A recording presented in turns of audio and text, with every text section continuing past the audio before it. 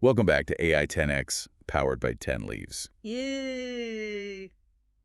AI algorithms are everywhere these days, like making all kinds of decisions that affect our lives. hmm We're going to be taking a deep dive today Right. into AI ethics. hmm Like, how do we make sure AI is used responsibly? Yeah, it's a huge topic. AI is becoming so integrated into, everything from Yeah, this, I know. It's kind of crazy, right? healthcare to hiring to cybersecurity. Okay, so let's just jump right in, shall we? Sure. We've all heard about AI bias. Right. Like, remember that whole thing with Amazon's recruiting tool? Oh, yeah, yeah. The one that was like, It was penalizing resumes that mentioned women's chess club. yeah, Right. yeah, that was a big one. It basically showed how AI can like pick up on existing biases Well, and make them worse. yeah, it's almost like the algorithm just like inherited these societal biases. Right. Like in that case, they trained the AI on all these resumes, but the problem was most of them were from men. Ah, I see. So the AI kind of learned that like masculine words meant successful, which of Yeah. course is not true at all. Okay, so that's a pretty clear example of how things can go wrong, but Yeah. how do we actually fix this? Like, can we make AI completely unbiased? Well, it's tricky. Yeah, I I mean, it's definitely a challenge, but there are things we can do. okay. One big thing is using diverse data to train the AI. Oh, so like making sure it's learning from information about all sorts of people. Exactly. Different genders, races, backgrounds, the whole spectrum. Okay, that makes sense. But even with diverse data, wouldn't it still be possible for Oh, absolutely. biases to, Yeah. sneak in? Yeah, algorithms are complicated. It's hard to always predict how they're going to interpret things. Right. So you got to constantly check them. So like regular audits. Exactly. You need to keep an eye on these systems to make sure they're not discriminating. And are there any like tools that can help with that? Actually, yeah, there are some really cool tools being developed now. Okay. Like IBM has this thing called AI Fairness 360, Hmm. and Google has their What If tool. And what do those do?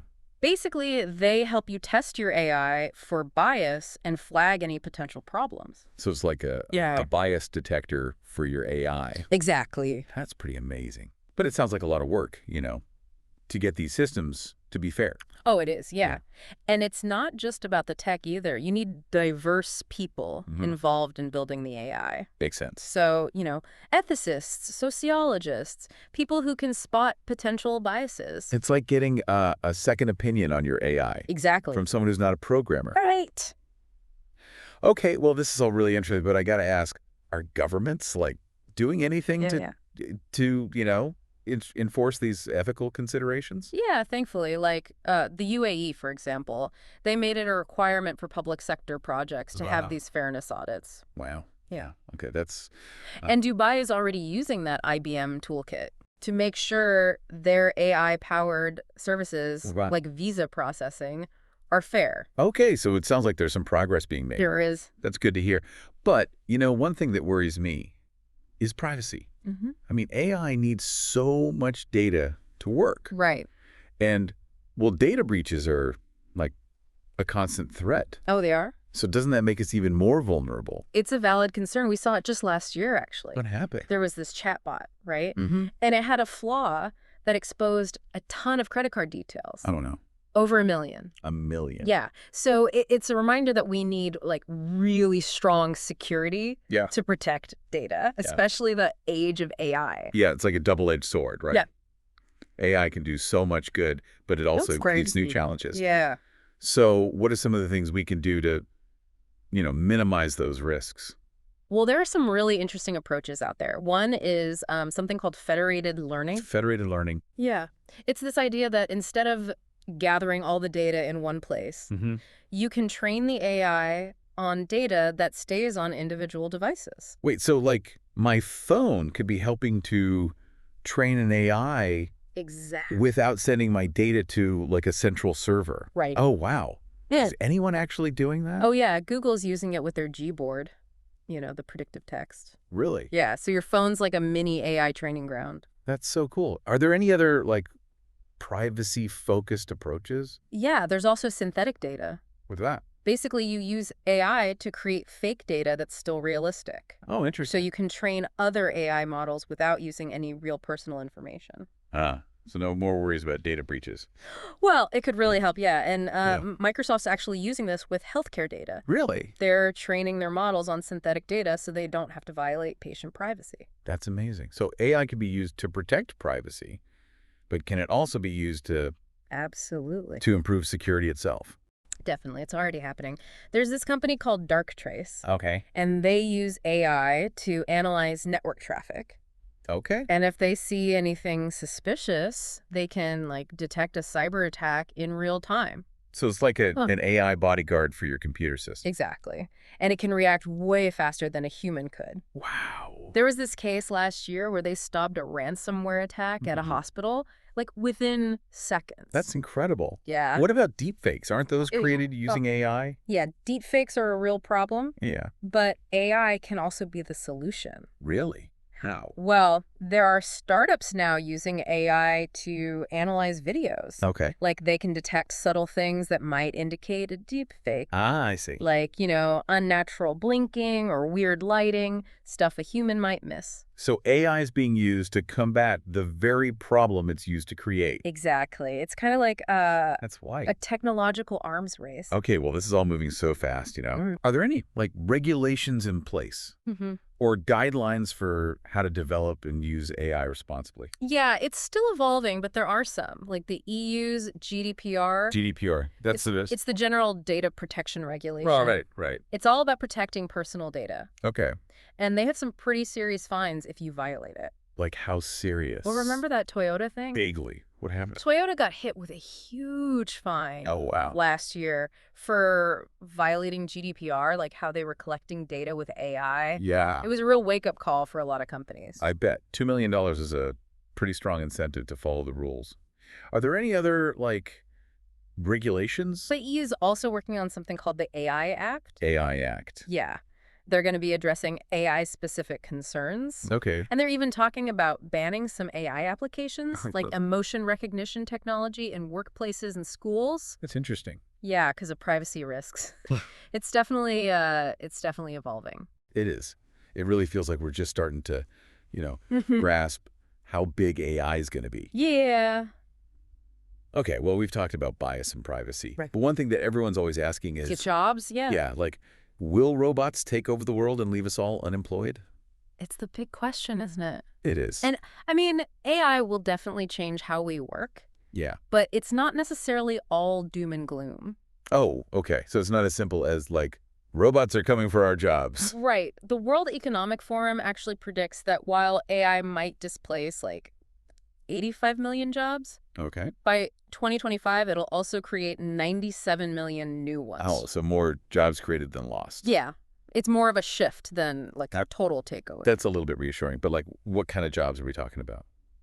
It's going to be a mix. Some jobs that are really repetitive, like data entry, Yeah. those might disappear. Right. But then you'll see a lot more jobs for AI trainers, robotics engineers, Okay. data analysts, cybersecurity experts. So it's going to be about, like, having specialized skills Yeah, and being adaptable. exactly. What about people who are already in jobs that might be, Right. at risk? Yeah. Well, a lot of companies are starting to upskill their workers. So that's good. Like Amazon has this upskilling 2025 program Mm-hmm. where they're basically training their warehouse staff to become AI technicians. That's amazing. Yeah, they're investing in their employees' future. That's really cool. But what if you don't work for, like, a company that offers those programs? Yeah.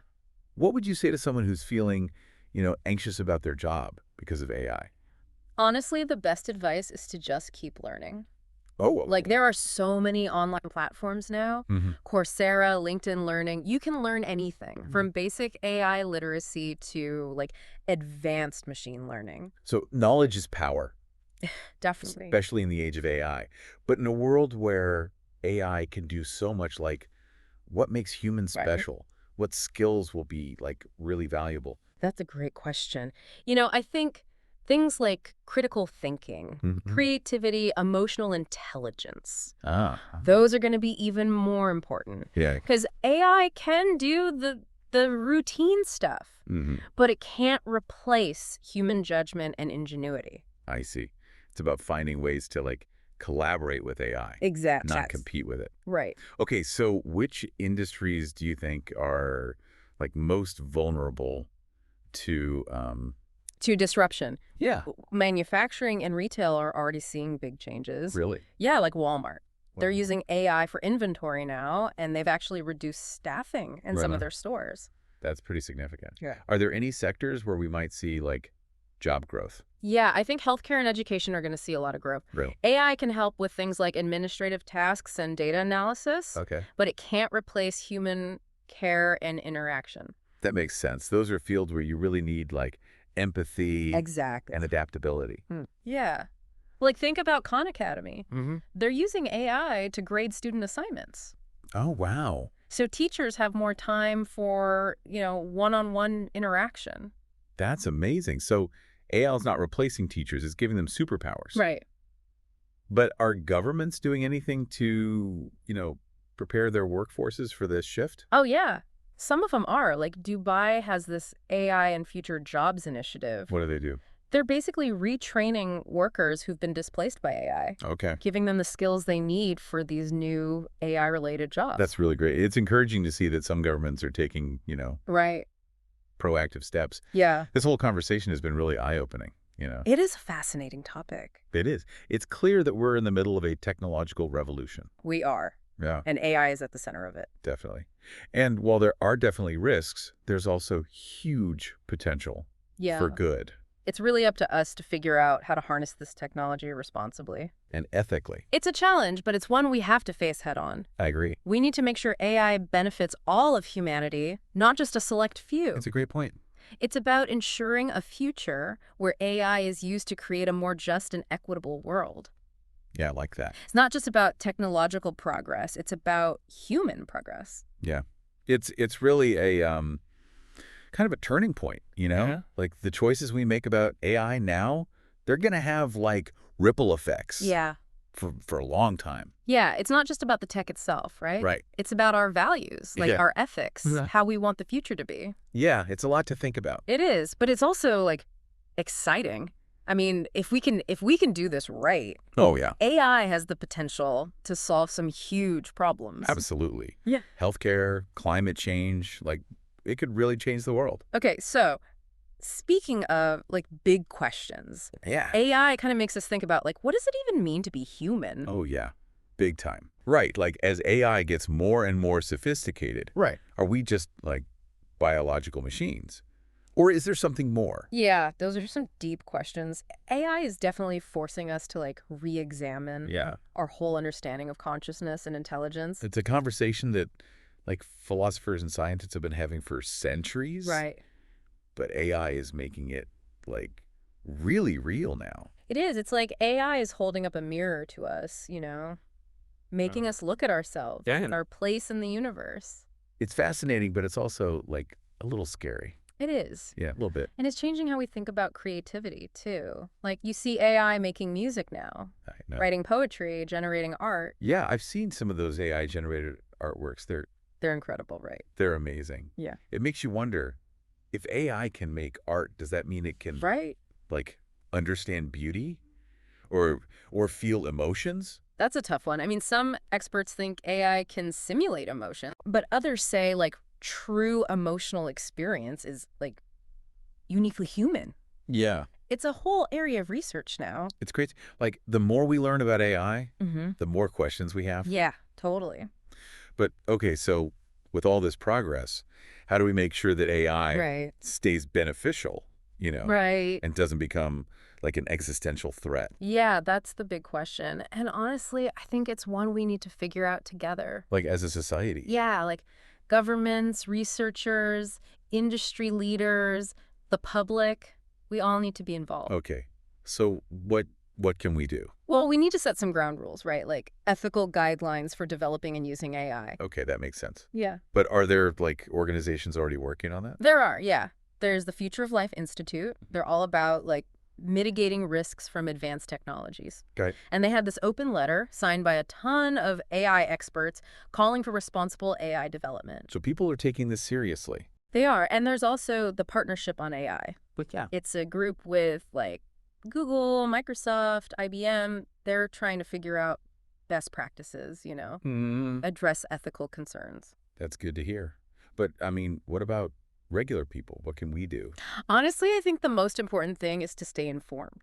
Like, educate yourself about AI, Okay. its capabilities, its impact on society. Yeah. Ask questions, challenge Don't assumptions. just blindly trust it, right? Exactly. We need to be active participants in shaping the future of AI.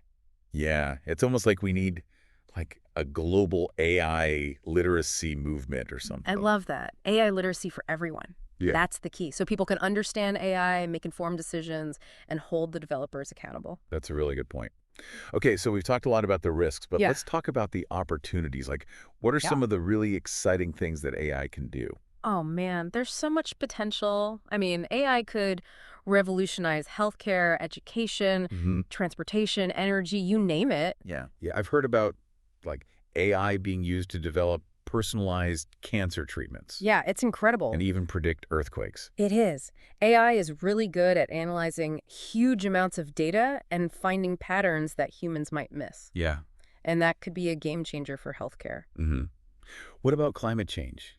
Can AI help with that? Definitely. AI can help us understand climate data, track deforestation, and even develop new clean energy solutions. So it could be a powerful tool for sustainability. Exactly. Okay, let's zoom in on one specific area that's getting a lot of attention. Self-driving cars. Oh, yeah, those are I fascinating. mean, who wouldn't want a car that drives itself? Right. But, I've also seen those headlines about accidents. Yeah, there have been some incidents. The tech is still being developed, Yeah.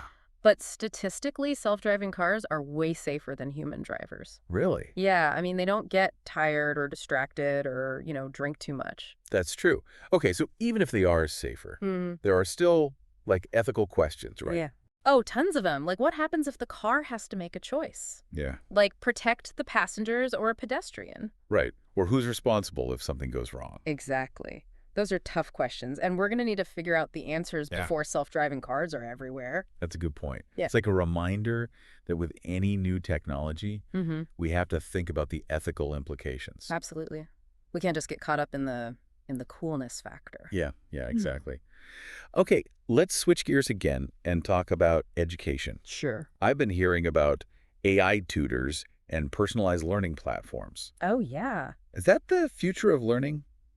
I think it could be. I mean, AI could personalize every student's experience, Wow. give them instant feedback, take care of all the boring admin stuff. So every student could have, like, their own personal AI tutor. Exactly. Yeah. One that knows their learning style, their pace. That's amazing.